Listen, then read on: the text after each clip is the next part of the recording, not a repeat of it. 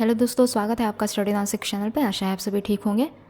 तो आज के क्लास में हम लोग KVS PGT में आने वाले आरोह भाग 1 के मियां नसीरुद्दीन से संबंधित कुछ महत्वपूर्ण बिंदुओं को देखेंगे, ठीक है, जो कि कृष्णा सोबती द्वारा रचित है। मियां नसीरुद्दीन नामक पाठ किनके द्वारा रचित है? तो कृष्णा सोबती द्वारा रचित है। इनका जन्म यानी कृष्णा सोबती का जन्म 18 फरवरी 1925 को गुजरात जो कि पश्चिम पंजाब उस समय जाना जाता था। अभी वर्तमान में कहाँ है यह पश्चिम पंजाब? पंजाब का पश्चिमी भाग तो पाकिस्तान में, ठीक है। इनका जन्म कब हुआ? 18 फरवरी 1925 को गुजरात, जो कि पश्चिमी पंजाब जिसे कहा जा सकता है, जो कि वर्तमान में पाकिस्तान में है। इनकी कुछ महत्वपूर्ण रचनाएं रही: जिंदगी नामा, दिलो दानिश, ए लड़की, समय सरगम उपन्यास रहा यह, डार से बिछुड़ी, मित्रों मरजानी, बादलों के घेरे, सूरजमुखी अंधेरे के यह कहानी संग्रह रहा। इसके अलावा हम हशमत, शब्दों के आलोक में, शब्द चित्र या फिर कहे तो संस्मरण, ठीक है। ये सभी रचनाएं किनकी रही? तो कृष्णा सोबती द्वारा रचित। आगे बढ़ेंगे। हिंदी कथा साहित्य में कृष्णा सोबती का विशिष्ट पहचान है। हिंदी कथा साहित्य में कृष्णा सोबती का विशिष्ट पहचान है। भारत पाकिस्तान पर जिन लेखकों ने हिंदी मीन कालजयी रचना की, हिंदी में मीन नहीं, यहाँ पे हिंदी में हो जाएगा, हिंदी में कालजयी रचनाएं लिखी भारत पाकिस्तान पर, उनमें कृष्णा सोबती का नाम पहली कतार में रखा जाएगा। भारत पाकिस्तान पर जिन लेखकों ने हिंदी में कालजयी रचनाएं लिखी हैं, हिंदी में प्रसिद्ध रचनाएं लिखी हैं, उनमें कृष्णा सोबती का नाम पहले नंबर पर आता है। यशपाल का झूठा सच, राही मासूम रजा द्वारा रचित आधा गांव, भीष्म साहनी के तमस के साथ साथ कृष्णा सोबती का जिंदगी नामा इस प्रसंग में एक विशिष्ट उपलब्धि है। कौन कौन से?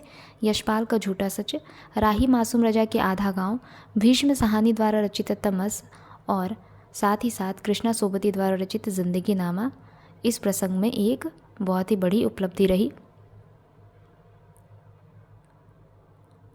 आगे बढ़ेंगे। भारत पाकिस्तान पर आधारित रचनाओं में कहें तो संस्मरण के क्षेत्र में हम हशमत शीर्षक से उनकी कृति का विशिष्ट स्थान है। संस्मरण के क्षेत्र में कृष्णा सोबती द्वारा रचित हम हशमत का एक विशिष्ट स्थान है, जिसमें अपने ही एक दूसरे व्यक्तित्व के रूप में उन्होंने हशमत नामक चरित्र का सृजन कर एक अद्भुत प्रयोग का उदाहरण दिया है। जिसमें अपने ही एक दूसरे व्यक्तित्व, खुद के ही एक दूसरे व्यक्तित्व के रूप में हशमत नामक चरित्र का उन्होंने सृजन किया, ठीक है, और उसका प्रयोग का एक उदाहरण प्रस्तुत किया।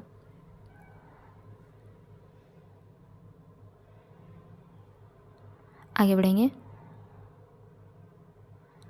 उन्होंने हिंदी भाषा को एक विलक्षण ताजगी दी है।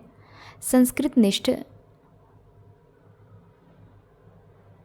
तत्समता, उर्दू का बागपन, पंजाबी की जिंदा दिली, ये सब एक साथ उनकी रचनाओं में मौजूद है। संस्कृत निष्ठ तत्समता, उर्दू का बागपन, पंजाबी की जिंदा दिली, ये सब एक साथ उनकी रचनाओं में देखा जा सकता है। मियां नसीरुद्दीन शब्द चित्र हम हशमत नामक संग्रह से लिया गया है। इसमें खानदानी नान बाई मियां नसीरुद्दीन के व्यक्तित्व, रुचियों और स्वभाव का शब्द चित्र खींचा गया है। मियां नसीरुद्दीन शब्द चित्र किससे लिया गया है? तो हम हशमत नामक संग्रह से लिया गया है। इसमें खानदानी नानबाई मियां नसीरुद्दीन के व्यक्तित्व, रुचियों और स्वभाव का शब्द चित्र खींचा गया है। मियां नसीरुद्दीन अपने मसीहाई अंदाज से रोटी पकाने की कला और उसमें अपनी खानदानी महारत को बताते हैं। वे ऐसे इंसान का भी प्रतिनिधित्व करते हैं जो अपने पेशे को कला का दर्जा देते हैं। मियां नसीरुद्दीन ऐसे इंसान का प्रतिनिधित्व करते हैं जो अपने पेशे को कला का दर्जा देते हैं। 1980 में जिंदगी नामा के लिए साहित्य अकादमी पुरस्कार दिया गया कृष्णा सोबती को, ठीक है। फिर 1996 में उन्हें साहित्य अकादमी का फेलो बनाया गया, जो अकादमी का सर्वोच्च सम्मान है।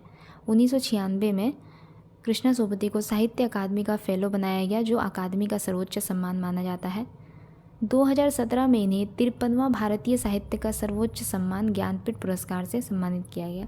2017 में कृष्णा सोबती को 53वां भारतीय साहित्य के सर्वोच्च सम्मान ज्ञानपीठ पुरस्कार से सम्मानित किया गया। ठीक है,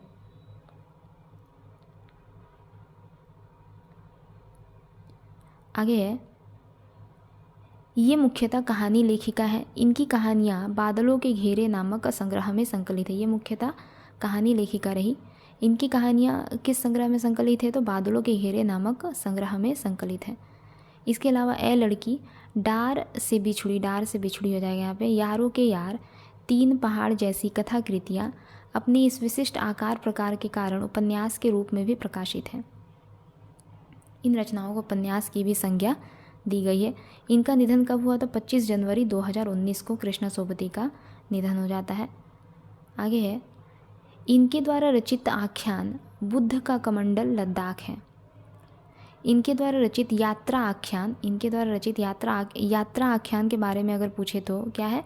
बुद्ध का कमंडल लद्दाख। ठीक है, आगे बढ़ेंगे। कुछ प्रश्नोत्तरी मियां नसीरुद्दीन पाठ से संबंधित। मियां नसीरुद्दीन किसके लिए मशहूर है? तो रोटियां बनाने के लिए। मियां नसीरुद्दीन को किसका मसीहा कहा जाता है? नान बाइयों का मसीहा कहा जाता है मियां नसीरुद्दीन को। मियां चारपाई में बैठकर किसका मज़ा ले रहे थे? मियां चारपाई पर बैठकर किसका मज़ा ले रहे थे? तो बीड़ी पीने का मज़ा ले रहे थे। आगे बढ़ेंगे। मियां नसीरुद्दीन कैसे इंसान का प्रतिनिधित्व करते हैं? तो मियां नसीरुद्दीन ऐसे इंसान का प्रतिनिधित्व करते हैं जो अपने पेशे को कला का दर्जा देते हैं। मियां के पूर्वज कहाँ के बादशाह के बावर्ची खाने में काम करते थे? तो मियां के जो पूर्वज थे, मियां नसीरुद्दीन के पूर्वज दिल्ली के बादशाह के बावर्ची खाने में काम करते थे। मियां कितनी किस्म की रोटियां बनाने के लिए मशहूर है? तो 56 किस्म की रोटियां बनाने के लिए वे मशहूर थे। मियां नसीरुद्दीन ने रोटी बनाना कहाँ से सीखा था? तो अपने पिता से सीखा था। नान बाई का अर्थ क्या होता है? रोटी बनाने वाला। ठीक है, आगे बढ़ेंगे।